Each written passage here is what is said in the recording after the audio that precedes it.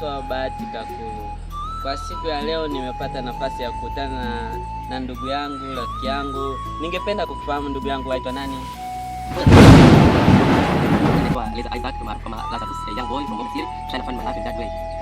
Na napenda sana, nashukuru sana kwa kufahamu na Isaac Lazarus. Na kwa siku ya leo na kitu cha kushare na wewe. Sijui uko tayari tushare? Of course, niko tayari man. I'm always ready. Ni nini maana ya mipaka katika ulimwengu wa kiroho? Man, I ain't gonna lie, ni mipaka ya kiroho. Unapozungumzia mipaka ya kiroho, maana yake unazungumzia ni katika ufalme wa Mungu, right? Unajua tuna aina mbili za ulimwengu wa roho. Tuna ulimwengu wa nuru na ulimwengu wa giza. Ushaelewa vizuri bana. Kwa unapozungumzia mipaka ya kiroho, maana yake unazungumzia boundaries, ile uzio ambayo mtu ameweka katika maisha yake ya kiroho ya kila siku. Watu waliopo katika ulimwengu wa giza wanaelewa namna yao jinsi wanavyoset mipango yao na mauzio yao, you know what I mean. Lakini sisi ambao tuko katika ulimwengu wa nuru pia tuna mipaka yetu ambayo tumeweka kwa ajili ya kutulinda sisi na kila aina mashambulizi ambayo yanatoka katika ulimwengu wa roho, you know what I mean. Najua a lot of people sasa hivi watu wengi sana tumeingia kwenye life ambayo wengi watumia nguvu za giza kwa ajili ya maisha ya kila siku, you know what I mean. Yes. Lakini pia Mungu ni mwema, kwani tupo vijana ambao tunaenda katika ulimwengu wa nuru na kila siku tunajaribu kuwavuta walio katika giza waje katika nuru. Kwa mipaka ambayo tunaiweka, mipaka ambayo nazungumzia brother yangu hapo ni ile namna ambayo mimi nimejilinda kutoka kwenye mashambulizi ya ulimwengu wa giza. Na mipaka hiyo ninaiweka vipi bro? Naiweka kuomba sana, kusali sana, kukaa karibu na Mungu wangu sana. Hiyo ndio kitu elewa kuhusu mipaka. Boundaries. Na tukiendelea hapo katika mipaka, unafahamu nini maana ya Roho Mtakatifu? Man, Holy Spirit, Roho Mtakatifu. Okay. You know, tumeumbwa kwa mfano wa Mungu, you know what I mean? Sisi wote ni wana wa Mungu. Hajalishi katika Mungu sasa hivi mtu anaishi maisha namna gani, lakini in fact sisi wote tumeumbwa kwa mfano wa Mungu. Na mfano wa Mungu ambao sisi tumeumbwa nao ni kwa Roho yake ambaye ametokea ndani yetu. You know what I'm saying? Na hiyo roho ndio ambayo tunaita Roho Mtakatifu. You know what I mean? Roho Mtakatifu ni Mungu mwenyewe ambaye anaishi ndani yangu mimi. You know what I mean? Ambaye ananielekeza kuenenda katika njia zote za nuru. You feel what I'm saying? That's what I know about Holy Spirit. Ni msaidizi wangu, ni mwalimu wangu, lakini pia yupo kunielekeza, kunifundisha, kunionya. You know what I mean? It's like my map, ni ramani yangu kwenye maisha yangu kila siku. Shortly naweza kujibu kwamba Roho Mtakatifu ni Mungu aliyepo ndani yangu. Na ukisemea nuru, nini maana yake nuru? Nuru ni mwanga. You know what I mean? Nuru ni mwanga na nuru ni Mungu. You know what I mean?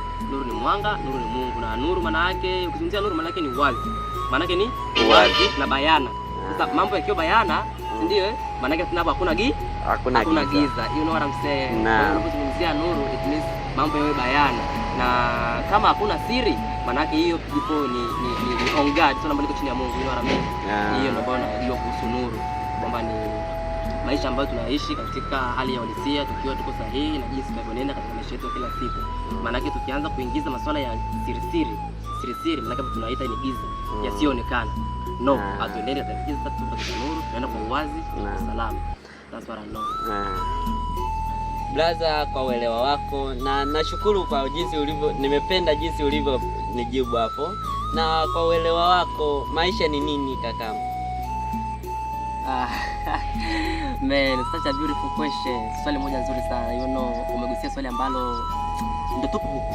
You know what I mean? Hata mambo yote ambayo yanaendelea right now, wewe kunioji hivyo, yote hayo yanafanyika ndani ya maisha. You know what I'm saying? Na swali lako nimependa kwa sababu man, watu wengi sana wanaogopa kujiuliza maswali kama hayo, you know what I mean? Lakini exactly tutakuwa tuulize maswali kama hayo kwa ajili ya kupata kuelewa. For me, honestly, for me, life man, I ain't gonna lie. Life is a road. It's a road between you and God. Yeah. Njia maalum yenye muda maalum kati yako wewe na Mungu. You know what I'm saying? Na yote ambayo yanafanyika kwenye hiyo njia ni kati yako wewe na Mungu. That's what I know about life. Hakuna kingine nje ya hapo. Sasa watu wengi tayari wamesha mislead hiyo definition, na kwa bahati mbaya tayari adui ameshawa corrupt, ameshawadanganya watu, wanasahau kujua real definition. You know, when God created us, Mungu alipotuumba tuwe na to have the communion with him. Tuwe na mawasiliano na yeye, you know what I mean? na kwenye njia ambayo alikuwa ameandalia kila mmoja, you know, ni kati yake yeye na huyo mtu. Kwa hiyo mtu atakiwa aende akijua ya kwamba yupo mtu ambaye anamwangalia kila wakati, mtu ambaye anamwangalia kila wakati, na of course huyo mtu, huyo holy, huyo mtakatifu aliye juu ambaye ni baba yetu, Mungu wetu, baba yetu kabisa, maana ametuumba kwa mfano wake. Tutakuwa tuwe concentrated na yeye. Everything we do, everything we want, everywhere we move, every decision we take, kila aina ya maamuzi ambayo tunachukua, tunatakiwa tumshirikishe yeye ambaye ametuumba, yeye ambaye anatujua, yeye ambaye anajua baadaye itakuwaje. That's a life, man. You know what I mean?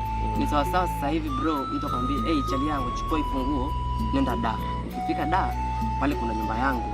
Ukifika kwenye ile nyumba, nipigie, nikupe maelekezo ya kuishi pale. Hiyo ndio real definition ya life. Mungu amekuumba. You know what I mean? Umekuwa mtoto chini ya uangalizi wa mzazi wako mpaka miaka 16, 17, tayari unashinda kujitambua.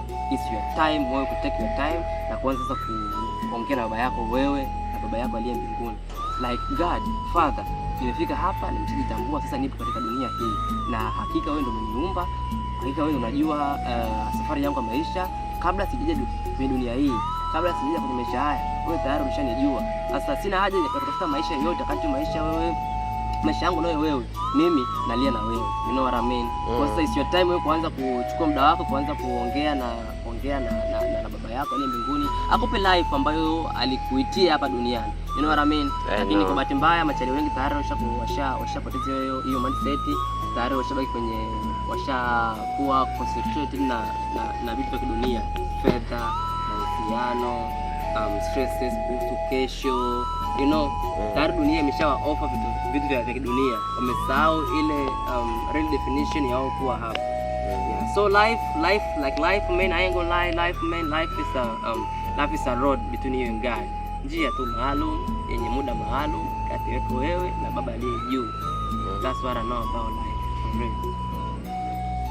Naam, asante sana kakaangu kwa kunipa hilo somo. Nimelielewa na nimelipata vizuri sana. Na unashauri nini vijana wenzako na vijana wenzangu ambao bado hatujamfahamu Mungu katika ulimwengu wa dunia? Amen. Such a good thing. Kitu kizuri sana umegusia. You know, kama nilivyoelezea hapo awali, machali tayari tumeshapata wrong definition kuhusu maana ya life. You know what I mean?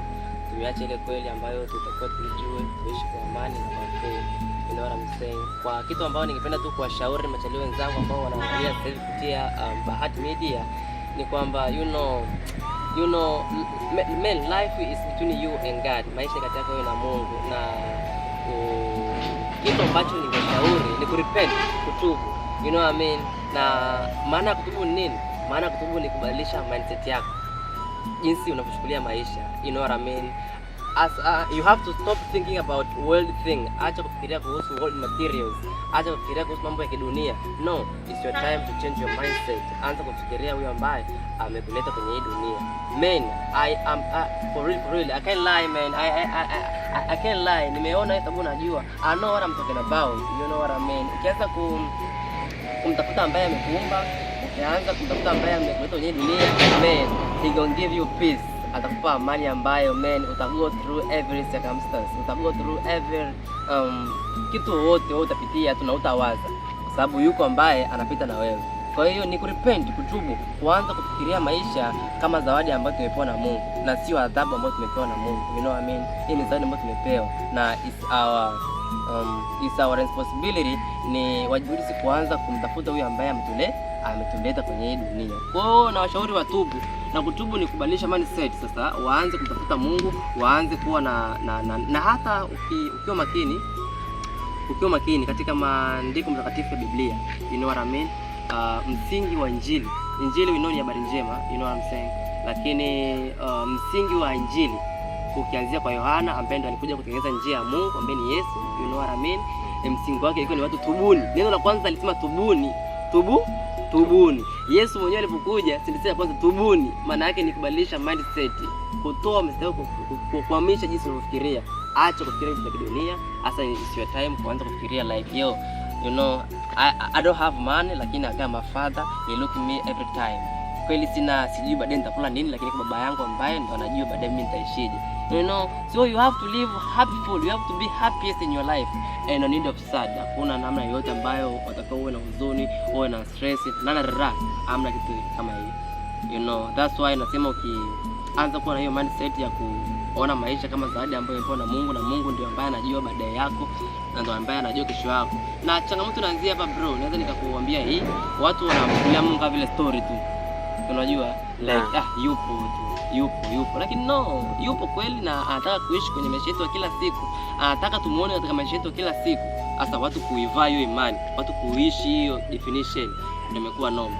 So my call, wito wangu kwa vijana wenzangu ni kubadilisha mindset, watubu, waanze kufikiria kuhusu Mungu, wakae kwenye mstari ambao like na nakwambia kweli wa Mungu chali yangu kutokea Bahati Media kwamba ukianza kuwa na hiyo mindset, ukianza kufikiria hivyo man, utaacha automatic tu utaanza kukaa mbali na mambo vinaweka wewe mbali na Mungu, kwa sababu once ukiamua pale, unapoamua tu kumtafuta Mungu kweli, Mungu anakupa Roho yake Mtakatifu, kwa sababu tayari amesha nia ndani yako, anakuachia Roho yake Mtakatifu ambaye ilikuwa ndani yake imekufa, anakupa wewe Roho yake Mtakatifu, ameshaanza kukuendesha katika kumtafuta yeye. You know what I mean? Ningependa kuzungumzia sababu vijana wengi tuna kifo, death, kifo, watu wanajua ni hichi cha physical tu, watu wanakufa, lakini kitu cha kwanza ni kile ambacho unakaa mbali na Mungu wako. You know what I mean? Hiyo ni kitu cha kwanza, ndani yako hakuna Mungu. Hicho ni kitu cha kwanza, kitu kibaya zaidi hata kuliko kile cha physical, kile cha kufa mshoni, kile ni hitimisho tu, lakini kibaya ni hicho ambacho ndani yako hakuna ufalme wa Mungu. Na ufalme wa Mungu ni nini? You know what I mean? Ufalme wa Mungu ni furaha, amani, upendo, uvumilivu, utu wema, kitu ambacho kimekuja kwa vigumu sana kwa asilimia kubwa vijana right now. So man, repent man.